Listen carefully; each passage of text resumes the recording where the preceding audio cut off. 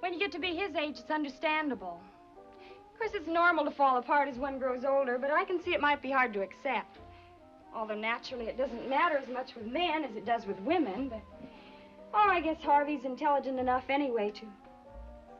Are you reading this? What, dear?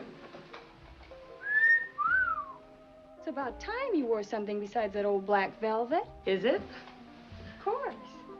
Personally, I never subscribed to that old Egyptian custom.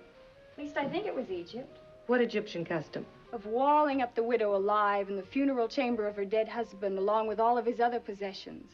The theory being that she was a possession too, so she was supposed to journey into death with him. And the community saw to it that she did. Of course, that doesn't happen anymore. Doesn't it? Well, perhaps not in Egypt. What do you mean? Oh, nothing, darling. Come on, let's go downstairs.